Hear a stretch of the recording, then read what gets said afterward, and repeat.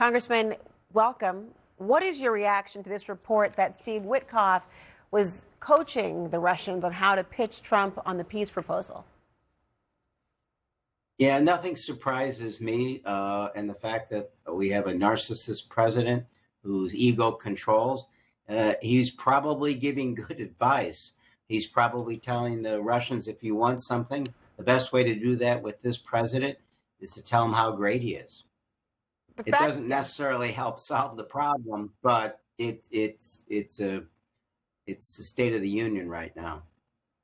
I wonder, in some respects, why I even have heard or why we know about this call, specifically through Bloomberg's reporting. The fact that the call was somehow leaked strikes me as a kind of major security breach, is it not?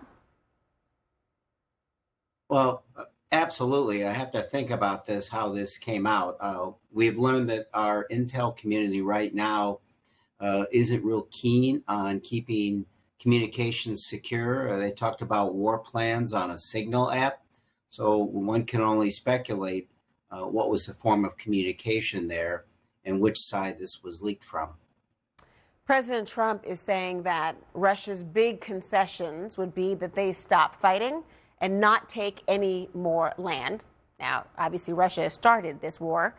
Ukraine's not going to see that as a concession, should they?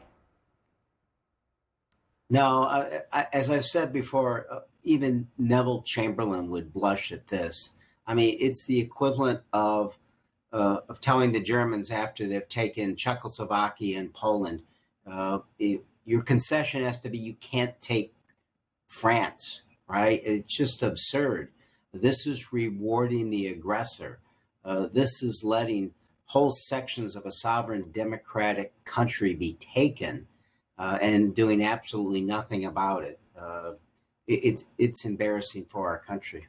Congressman, there are going to be people at home watching this who think that there is no way that Russia will ever agree to any deal that does not involve them getting at least some of the land that they have taken over, which is extraordinarily a bitter pill. And they'd argue, but one that's worth ending the war.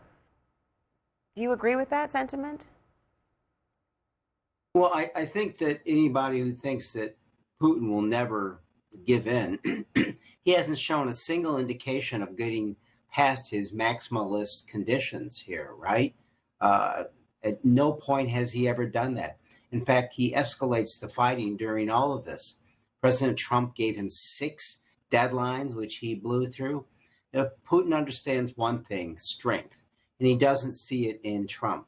The only way this war ends in a successful manner for Ukraine is if the president stands up to Putin, adds an additional supplemental, seizes his assets, and goes forward with the sanctions bill that has tremendous bicameral, bipartisan support. Congressman, how do you think Putin will view this recent deadline that was supposed to be Thursday, Thanksgiving, going away?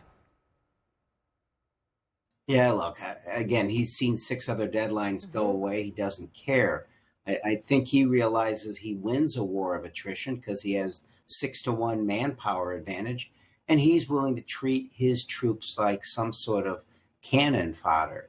He also recognizes no one will really do anything dramatic if he doesn't pay attention.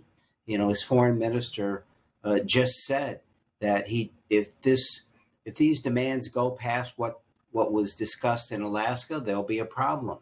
Putin himself told his Security Council last Friday that he'd be, quote, happy to continue this war until Ukraine is beaten militarily. So understand, Putin is a tyrant. In the end, all he wants is to take Ukraine and go beyond that. For anyone to think that he's going to be satisfied with just taking part of eastern Ukraine and Crimea, they're mistaken, and they don't understand the history of Putin. Congressman Mike Quigley.